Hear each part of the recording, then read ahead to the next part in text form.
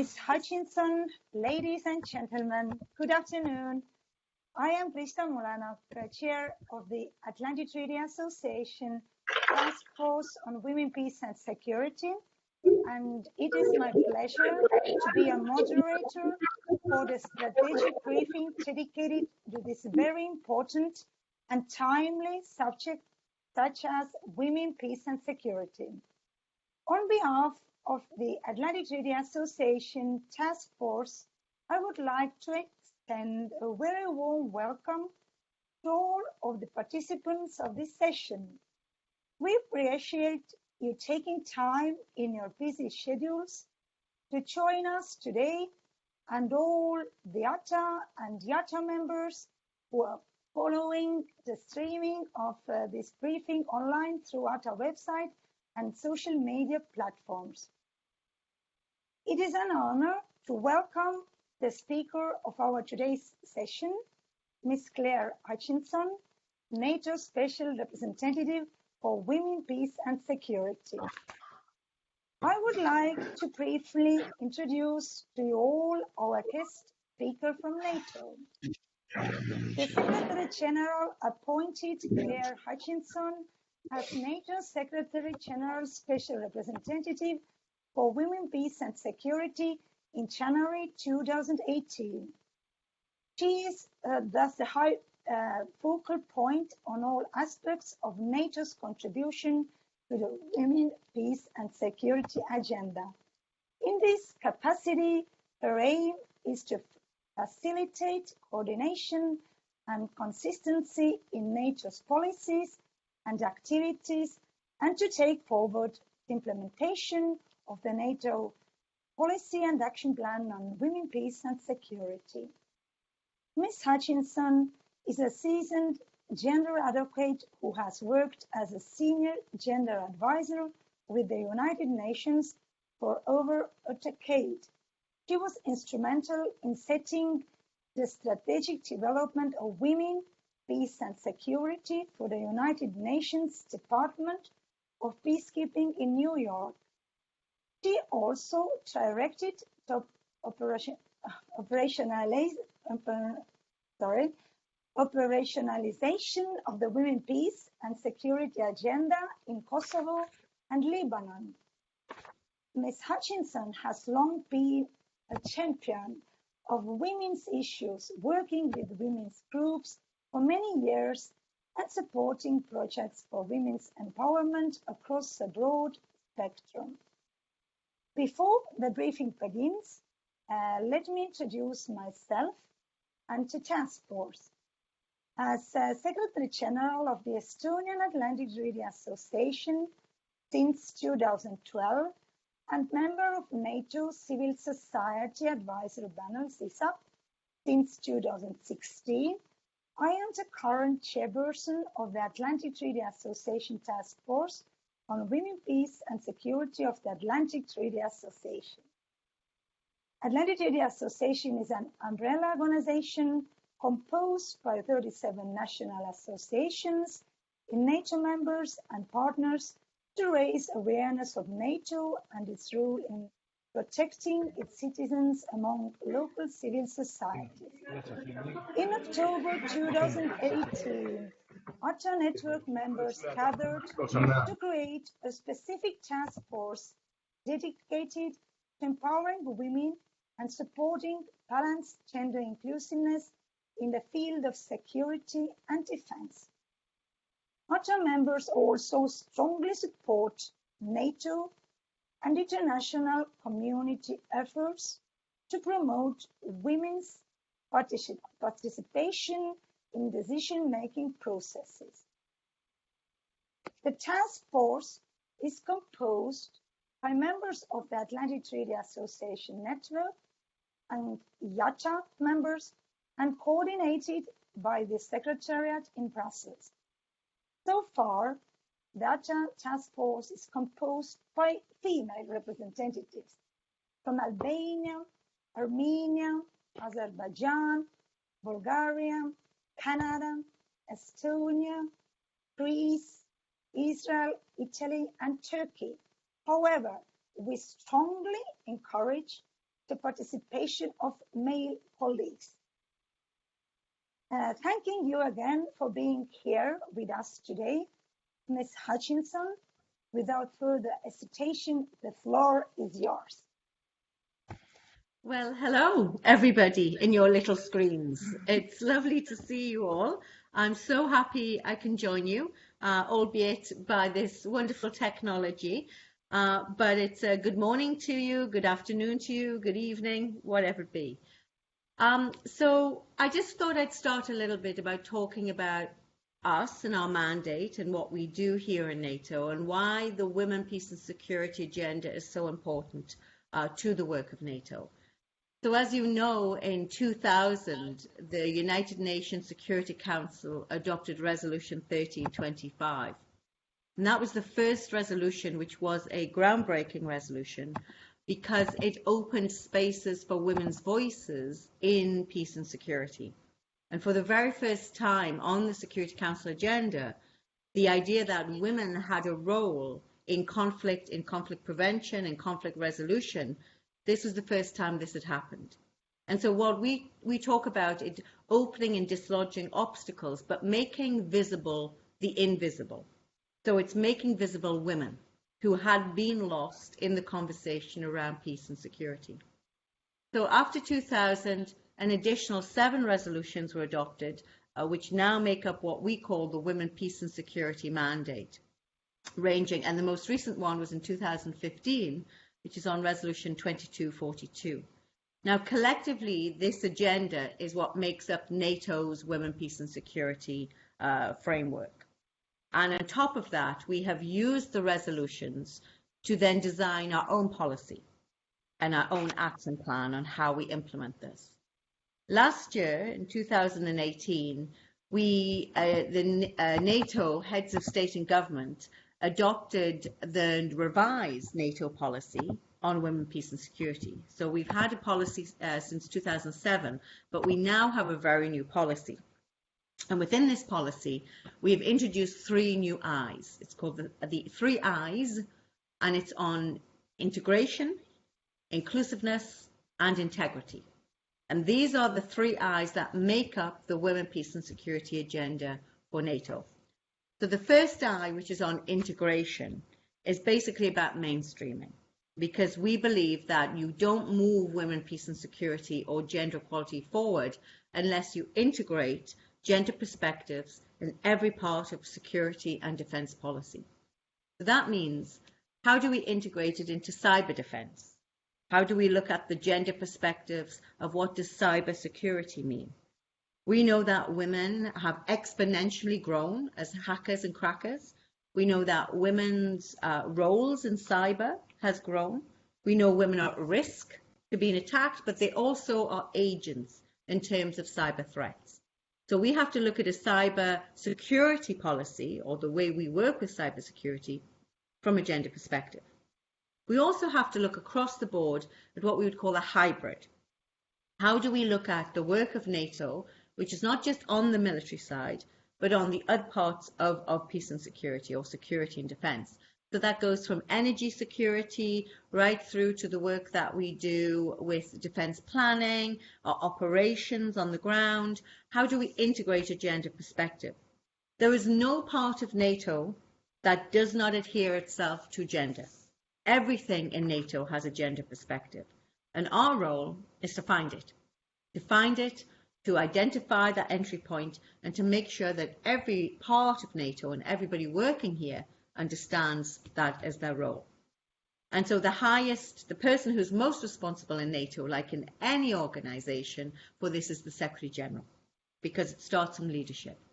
So the Secretary General is incredibly supportive of this agenda. He sees it as a personal agenda that he wants to advance.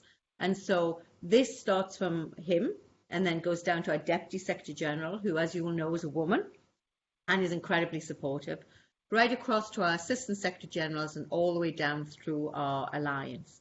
And we say everybody's responsible. It's not my agenda or my team's agenda, but it is everybody's responsibility to make this work. So on integration, what we're doing to try to help NATO better understand this is we've started the very first mentoring and training program. And that program has been a 6-month program where we have trained NATO personnel on how to integrate gender into the work that they do. And this March 8th, next week on International Women's Day, will be the graduation ceremony, the very first NATO graduation ceremony on mentoring and training, that the Deputy Secretary General will present the certificates of achievement. Also coupled with that, we have a brand new award that we're giving out in NATO. It's called the GI Award, the Gender Integration Award, and that is for the division, and as you'll know, we have 8 divisions, who have progressed the most in integrating gender into their work. So we're using the integration platform as a way to push women, peace and security into all the work that we do. On inclusiveness, which is our second I, and that is about increasing the numbers of women. So we have to get more women in leadership roles. We have to get more women in the international staff who are civilian, but also on the international military staff, where the numbers are less. And that is because simply increasing the numbers of women in the work we do, both operationally and strategically, makes us more efficient. It's about diversity. And so we are also, as the office, co-leads on our diversity action plan, is how do we make the alliance more in line with the communities that we serve? How do we make it more understandable? How do we break down some of the language? Because as you know, sometimes, as we have heard, younger people and women don't necessarily understand NATO as well. They don't necessarily see the relevance in some cases. So we have to do a lot more work about bringing different voices into the work that we do here in NATO. And a part of inclusiveness is supporting our allies and our partners in increasing the numbers of women they have in their national forces, but it's also making sure that we open to women's voices. And so part of that is our civil society advisory panel. How do we listen to women? By having women's civil society engaged. But also in listening to women, we're launching next month our new project on this anniversary year, which is called Women's Defence Dialogues. And it's about bringing women and their voices across spectrums, intersectional, into talking about defence and security. And we will be doing it in every one of our allied countries, as well as some of our partner countries, and especially in conflict countries. What does security and defence mean to you as a woman? And so we will be reaching out to all across, and this is where you could also help us, to identify women who could come to the table. Now, sorry men, you're not involved, but this is about identifying women's voices, because quite often we don't hear them. We don't hear what they have to say in this space. So that's part of the inclusiveness. And then the last I, which is a very important one, is the I of integrity. And this is the I of code of conduct and behaviour, and it's the I of sexual exploitation and abuse. NATO up to now has not had a comprehensive policy on sexual exploitation and abuse. So this year will be the first year that we collectively have a robust statement and policy on zero tolerance, which means that we don't abide by or support, we don't ignore any behaviour that does not constitute a zero tolerance against harassment and abuse. And this is especially important in our NATO-led operations and missions, because as you'll know, it's about trust building and confidence in communities when we are deployed. So in Afghanistan, which is one of our missions, the community has to know they can trust us.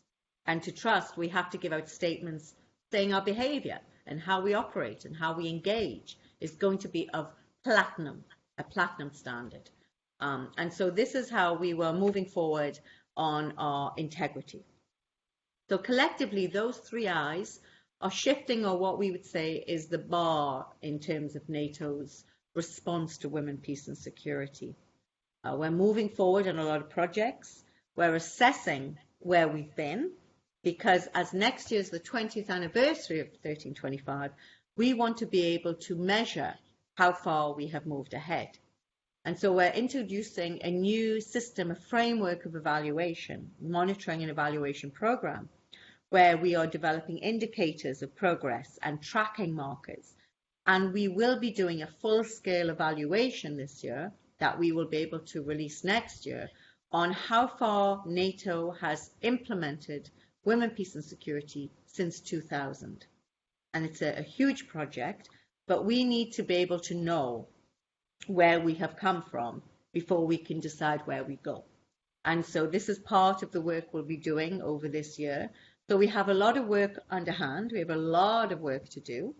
But we are really confident that we are going to shapeshift some of this, that we are going to make a difference, and that the work that we do will be grounded in a real sustainable approach to women, peace and security.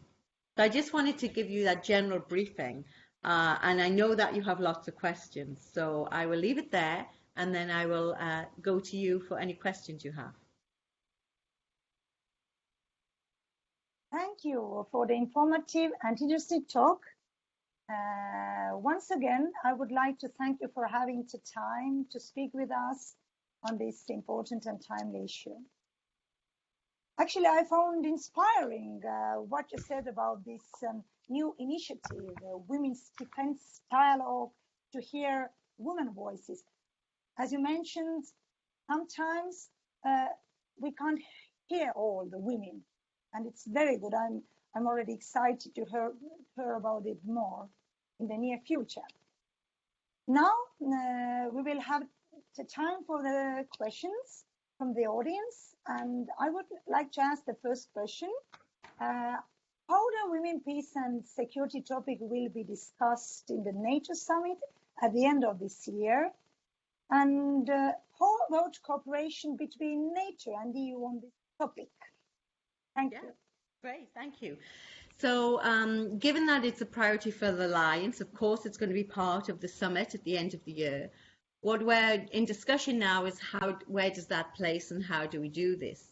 One thing we would like to do at the summit is to present the findings of our women's defence dialogues, and to be able to put those on the table at the summit to say this is what women have to say. So this is one of the activities we'll be using as a launch pad. Because the summit is going to be in the UK, and because the UK is also a strong committed to this agenda, there will be obviously lots of space within the summit for us to do. But it's early days still, so we are still looking through this. In terms of our cooperation with the EU, we have a very strong relationship. Ambassador Mara Maranaki is both a close personal friend as well as a good colleague, and we have worked very closely for many years together, but since I came to NATO, obviously even closer. And in fact, this Monday coming, we have a conference, a joint conference taking place in Bosnia Herzegovina, where we invite women and men from civil society to come and join us at the conference in Sarajevo. And it is on women, peace and security in the region. And so this is the first organized conference we have with the EEAS, the External Action Service. And we're really excited that this is the first joint conference and first initiative we have. But we have, in the EU as well as the UN, we have declarations of work that have been accepted by the highest levels of the organizations. So we've identified certain areas. And another one of those areas we're working with the EU on is early warning indicators. How do you detect women, risks to women through early warning? And this is something we'll be doing with the EU as well. So we have a very good relationship with the EU, and we're looking forward to Bosnia next week. Thank you. And now I will give the floor to Ms. Astrid Ingean, who is presenting the Armenian Atlantic Association. Please, Astrid. Good evening from Yerevan, from Armenia. Thank you very much for this opportunity. And our question is, to what extent have NATO member states encountered challenges in implementing UNSCR 1325, especially in mainstreaming gender in security sector reforms and in peace building? And what specific good practices can be shared in regard to improving infrastructures and discipline and transforming current perceptions and stereotypes about service across the defense sector? Thank you very much. Thank you. And as you may know, I'm coming to your very beautiful country shortly. So I'm looking forward very much to that in a few weeks. So hopefully we'll get a chance to meet you in person. So good question. Many challenges. That's the answer. Many, many challenges. One of the biggest challenge with this agenda writ large is that it's not an automatic understanding with security. So the idea that gender with maternal health, gender with development, gender with education, these are all easy fits. But when you're talking about security and defense, it's a different understanding. And so the idea is often we fall simply just back to the parity, the balance issues, where we can tick boxes and say we can count women. And that we know is not really what this is about. This is about much broader, because it's about change and making us more effective and making equality more full and robust. So what we have to do is try to break down what does security mean and how does this fit into the work that we do. So going back to what I said at the beginning, linking it to cyber defense, linking it to energy security, linking it to all of the hard whole security issues, and saying this is where gender fits, this is where women's voices fit, and this is where the gender perspectives have a place.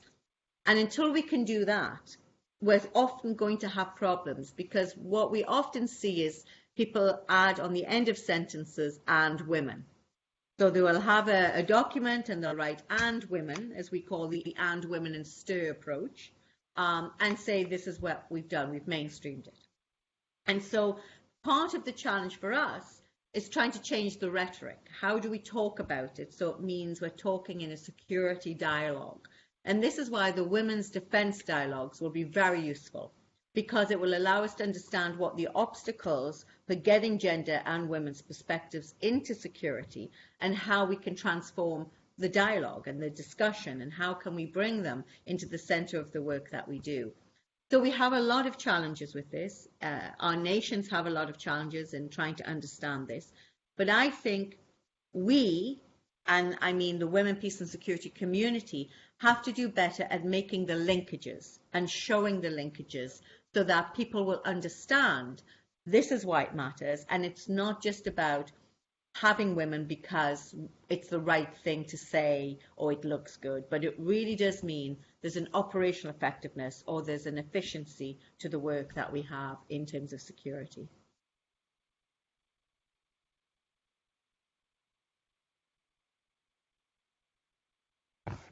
Ms. Moldenok, your microphone is off. Here you are. Now, yes, you can hear me. Miss Erika Borg, who is from the NATO Association of Canada, would like to ask next question, please. Hi, Ms. Hutchinson. On behalf of YADA Canada, I just wanted to thank you for taking the time to have this discussion with us today. In 2014, the Canadian Forces Ombudsperson's Office asserted that sexual harassment was a huge problem, and similar conditions were reported by other NATO members, including the Americans and the French. I know that you talked about having targets and recommendations for the Alliance, but what specifically were the policies that are going to be implemented to improve gender equity and reduce the instances of sexual assault?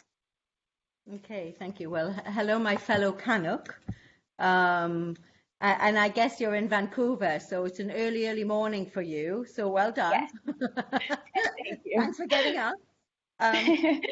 So the issue of sexual violence or sexual harassment in every organization is one that has been around because this is part of life, right? The idea that this has happened for centuries. So we unpack two different things. One, we're addressing conflict-related sexual violence, which is very different, and it's about a tactic of war. And the other is about addressing sexual exploitation abuse as we deploy. But there's a third piece, which is about nations themselves developing policies on their internal sexual harassment. Now, this is not something NATO would do as an alliance, it's something that the nations do, but we encourage and really support that every code of conduct is enhanced and endorsed, and that is followed through and action by every nation. But in terms of looking at, and I think we have to divide the idea that gender equality from sexual harassment, because they're two very different things. But we have to also look at, in terms of, so the policy we're doing on sexual exploitation abuse, which will be finalised by June and endorsed at the Defence Ministerial for NATO, is about how do we tackle the issue of sexual exploitation on the ground in operations where we deploy. And then the other part is on conflict-related sexual violence. How do we deal with the issue of the tactic of war, and what does NATO do? And we're also going to have a policy developed on this later in the year. We currently have a bi-strategic commands and guidance and guidelines for our troops deployed. But I think it's something we have to take notice of in a global environment, that this is about, and sexual harassment or sexual abuse is about gendered inequality. And that is at the fundamental root of any of the work that we have to understand. If there is equality between men and women, there will be less opportunities to have sexual harassment. And that is very much a thinking that I would have personally, as well as that the organisation, but also the international community. And so we're taking it very seriously in terms of getting these policies in place. We have long had internally in NATO sexual harassment policies, which we abide by very strictly at headquarters and in our both our bi-strategic commands.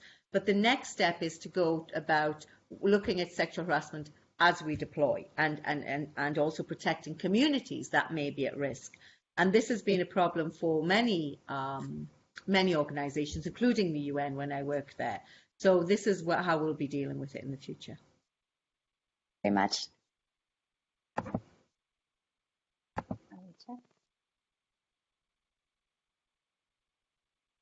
Now I will give the floor to Dr. Aliki Mitsakos from the Greek Association for Atlantic and European Cooperation, Women in International Security, Hellas.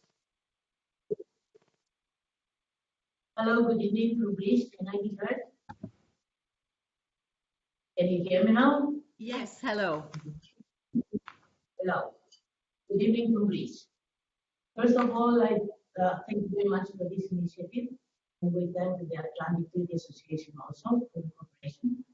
I must say, we must appreciate, I do appreciate a lot what you mentioned earlier, that women must understand defense and security, especially the sense of security, the inclusive security that's so important nowadays. As you can see from the video here, image, we're rather large. Excuse me, Dr. Mitsakos, can you go closer to the microphone because we cannot hear you very well, please? Thank you so much. Yeah. It's our first time to do that, so we're still learning. Excellent. Perfect. Okay. Next time we'll be better organized. I don't know if you heard what I said before. The fact, first of all, that we're a large group here in Athens, and the young group, a very large young group at Komotini, northern Greece, from the University of Komotini there. And they're all interested in security, and we do appreciate what you said, that women must understand what defense and security means, especially the inclusive security. Affects everybody, every day. Now, our question is, what are the steps taken by NATO to ensure women's participation in decision-making and in security institutions in regard of how do you, sorry, I can't see very well, and in this regard, how do you evaluate the gender focal point work to support gender equality in HQ activities and operations? I think you have it in writing, so it's probably better, right? Thank you. Thank you very much. Okay. So in terms of NATO's role, obviously our role is not specifically about women's political participation, but what we do is encourage women's leadership roles especially in defence institutions, and trying to promote and work with both our allies and our partners about increasing women's participation in the defence and security sector. But also, it also has to be linked to women have to have voice and have to have agency no matter what. And they have to have agency in every form of society. And in part of the society where it's going to help role model or lead to opening doors for other women. I think one of the problems, though, is expecting the world to change rightly because women are there. And I don't think this is a responsibility we have to give to women.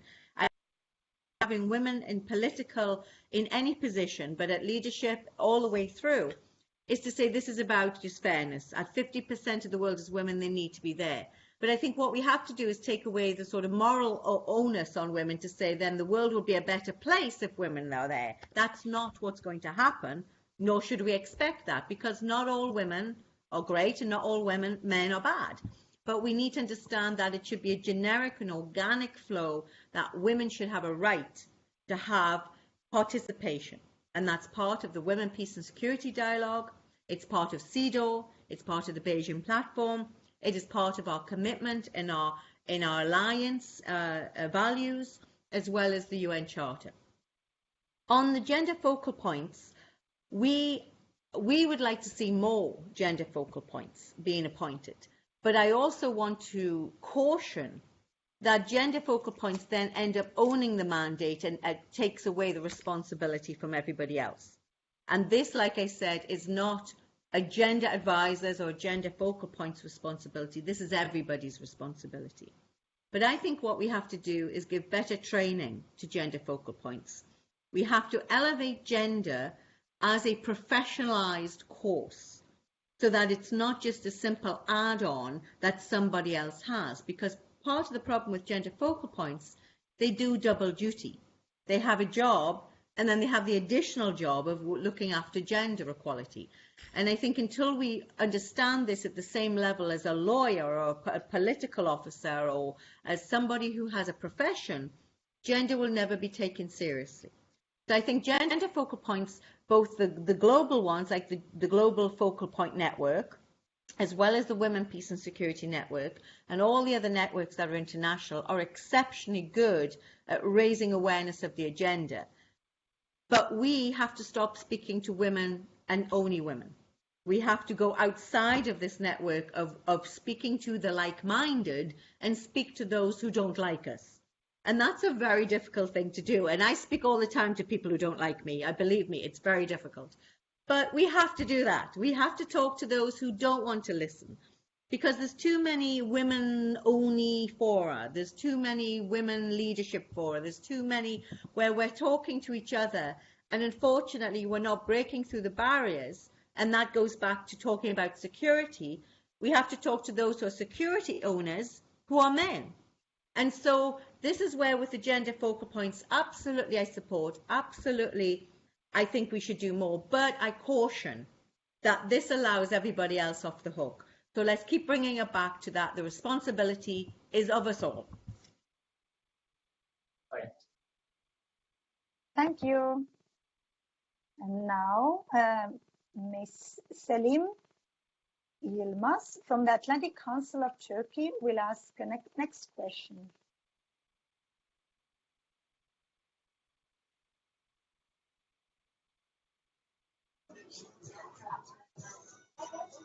Selim?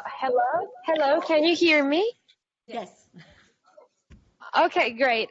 Sorry for the noise in the background, by the way. Due to personal circumstances, I couldn't find any proper place. It's amazing to have a meeting with you, first of all, Ms. Hutchinson. I would like to ask my question directly. I would like to quote from an article written by Jen Stoltenberg and Angelina Jolie, dated 10 December 2017. It is stated that for nearly 70 years, NATO has stood for collective defense against military threats, but also for the defense of democracy, individual liberty, the rule of law, and the UN Charter. So my question is, what is the main motivation of NATO to stand for values other than military threats? And do you think what NATO's attitude towards those headlines has been enough so far? Thank you. That's a good question and a tough one. So the basis of NATO outside of its out of our three core tasks is based on the moral value of exactly the rule of law and liberty, individual liberty, and all based on the UN Charter, the grounds within the UN Charter. And that is what drives us forward as part of also our Article 5, our collective defence, and our three core tasks. So we are grounded in the values that we hold dear, that we believe make up the basis of the work that we do. And these link together. Now, we've learned a lot of lessons from going into, for example, Afghanistan, where we went in with just a military response. And yet we miss the hearts and minds piece. And so the idea that communities are made up of many things and respond to many things, and that we have to make sure that we're built on the foundation of values, and that when we deploy, we have a foundation of values that we are protecting. And this is exactly in Afghanistan. And so absolutely, it cannot be only about military and response military. It has to be about the holistic view of security, which is about the human security. It is about the connection to the collective understanding of what is security and what is risk and threat. And they are grounded very much in values, because as values, that's what humans respond to, and that's what makes us a part of our human sisterhood. In terms of have they gone far enough? I think there's always further to go. And I think we all have much further to go. And I think that article was actually based on the idea of conflict-related sexual violence and sexual violence against women and women's rights. And I think we have to do a lot more in terms of the international community about understanding what women's rights are a threat. I also understand how, as conflict-related sexual violence, how women are affected, both women and men, by this. But I think that we have more to do. We have further to go. And this next year, being the 20th anniversary, I challenge us all to be bolder, to be more courageous in the implementation of this mandate, because we collectively have not gone far enough, and we collectively are going way too slowly. That we must be much further on in the implementation of women, peace and security, because we shouldn't still be asking questions like, where are the women in a peace process? Where are the women talking about their future? Where are the women when we're talking about security? And too often, we are still asking, where are the women? And so if we want to see the anniversary go and us take hold with this mandate, we have to act much more courageously and much faster. And that includes sexual violence as well as women's participation.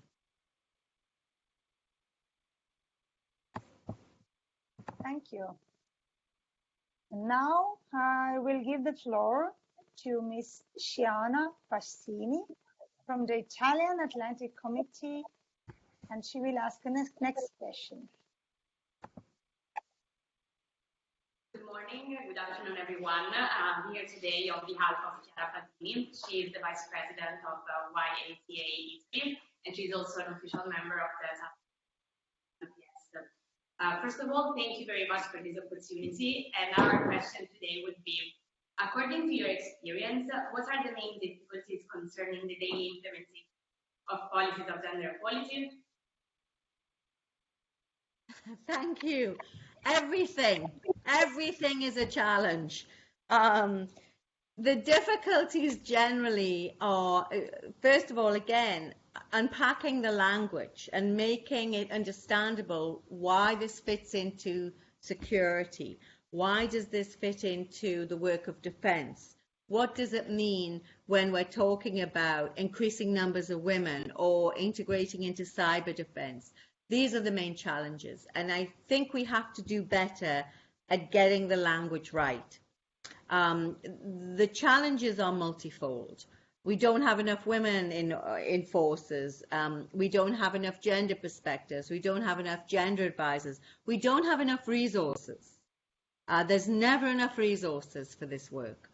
Any organization you talk to, whether it's from peacekeeping, from the UN, from UN Women, across to OSCE and the EU, the main complaint is this is always enormously underfunded. And so that has to be addressed. There has to be money put into national action plans to action the action plans. So an action plan can only work if it's got money to it. So the resourcing is a problem. And for me as well, it's for me personally, it's resourcing and also having personnel in the office and personnel who can work on this agenda, as well as us trying to provide tools and good training. I think we have to get better with training as well. One of the things is we have to really get training that's pointed and does the job it should. There is an assumption that you can take a 2-week training course and then automatically be an expert on this subject. And as I like to say, I went for a 2-week training in your beautiful country in Tuscany on cooking, and I just burnt myself. I can't cook. So it does not necessarily mean that you're good at something just because you went for a quick course on it. So I think we have to do better with training. We have to do better with capacity building. We have to do better with changing the language. And then automatically, then we will be able to put it into the work of security and defense. For me, it's one of the last areas that it doesn't automatically inject to. And another one of the challenges is the assumption that women are automatically victims and that they're not agents and that they play both roles in the work of security. So we have women who are active in violent extremist movements. We have women who are combatants. We have women who are not necessarily supporting other women. We have many roles women play. And there's a challenge because there's an assumption women are all one thing. So there's many challenges we have. I think we have a long road ahead of us being able to address this. But I do feel very positive we will get there. I think once we start unpacking the language and starting drilling down into some of these areas and being honest that we do still have a lot of challenges, I imagine we will get there. I believe in NATO where we're getting there. Slowly but surely, I think we're getting there. Thank you. And now Ms. Shala Ismail from the Azerbaijan Atlantic Cooperation Association will ask next question.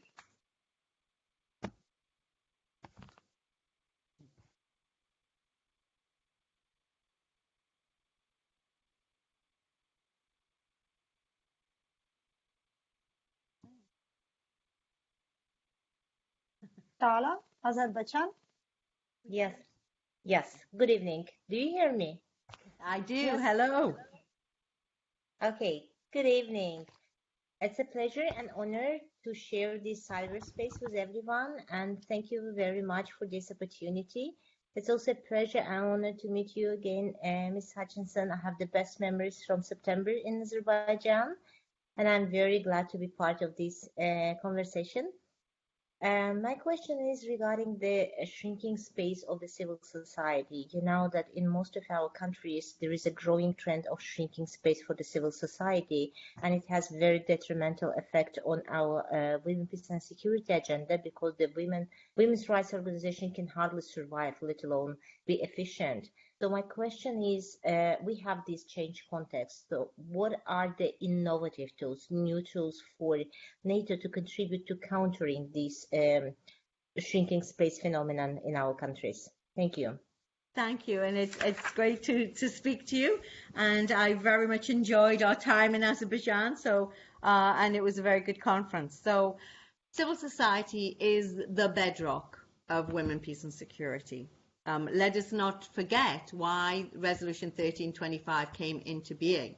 And it was from the very power of the lost voice of women that 1325 came about. And it was from the push from women's civil society, the NGO Working Group on Women, Peace and Security in New York, the very brave and courageous women around the world, the civil society defenders of women's human rights, who all spoke to their nations and to the Security Council and said, how dare you miss our voices in this? And it was from that resolution that we have first been allowed to have civil society engaged on peace and security. Now, I think we have to be very vigilant about keeping them there. And I think the idea of having voices of women that we can hear, not just hear, but listen to. And that's a big difference.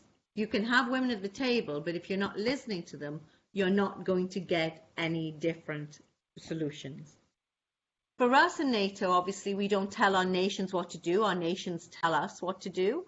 But what we have done is the Civil Society Advisory Panel. That's very important to me personally, because I very long, for all my life, worked as an activist and advocated for women's voices in all of the work that I've done to be central. But it's important to NATO because it allows a space for NATO, for our allies and our partners to be able to hear what women have to say. So for us, the Women's Defence Dialogues are part of our Civil Society Advisory Panel project. So what we are doing is raising money to give to our civil society members so they can hold the conversations on defence and security in their own countries. So we're supporting that dialogue with civil society so we can then take their voices and we can put it into the NATO planning and the thinking around NATO. I think we are going to be remiss, and it's at risk, it is very risky for us to ignore women's voices in both prevention. We know that if you talk to women prior to conflict, you can identify signs that conflict is coming by what happens to women. So for example, there was an increase in domestic violence pre-conflict. There's an increase in the store of small arms and light weapons that women know about. There's an increase in the rhetoric against women's bodies and women's rights. And there's a decrease of women having access to jobs, economic freedom, reproductive health rights, all of this together. These are early warning signs. Women's civil society tell us this, and if we don't take these into account, we're missing some of the trajectory into conflict. This has to be a conversation we have. As part of the work we're doing on early warning signs, is to ask women about some things that happen in their communities, especially in conflict areas. So this is where the voices of women, women's civil society, and defending their space so they can have a place to speak is very, very important. So we take it very seriously, and we will also be expanding our Civil Society Advisory Panel. The membership is usually 2 years, and so we will have obviously a changeover of some of our civil society, and we will be inviting other nations to submit proposals for civil society members to our CSAP. So we're looking forward to that in the coming summer. Thank you. Thank you. Now, actually, I got one more question. How about nations? Are they also interested to promote women, peace and security topic? All of the nations in NATO are very much committed to this. We have a Friends of 1325 group here in NATO, which are the friends of the agenda, and majority of our nations are members of this. All of our ambassadors in NATO come to briefings, regular women, peace and security briefings, breakfast briefings and lunch briefings. And we have, of course, our nations provide seconded staff to the office. So we have in our office various nations who provided staff members because they are committed to the agenda. I believe that everybody, excuse me, has an interest in NATO. I think it's just we have to do better at giving them the reason to be interested. Excuse me.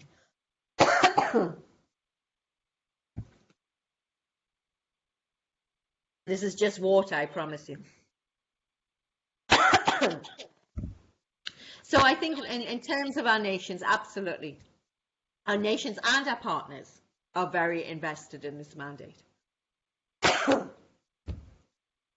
I finished. Thank you. We come to the end of our discussion, and I would like to thank again our guests for the informative and interesting talk, and our audience for the active participation. Hopefully, the discussion will be beneficial for everybody. And thank you for your attention. Have a nice evening or day. It depends on where you are. And I just want to say thank you very much for the opportunity. I really enjoyed the questions. They were good. They were a little hard sometimes, but very good questions. I really liked meeting you virtually. And if you're ever in Brussels, please do come and see us. And when we're in your country, as we will be over the next few weeks in some of them, please let me know so that we can meet you in person. And I hope that you can be involved in our women's defence dialogues as they move forward, as well as in the work of our Civil Society Advisory Panel. And I thank you all very much for getting up early, for staying late, for being present, and for women having your voice. I thank you very much, and I look forward to one day meeting you. Yeah. Bye. Thank you very much. Bye-bye. Thank you. Bye.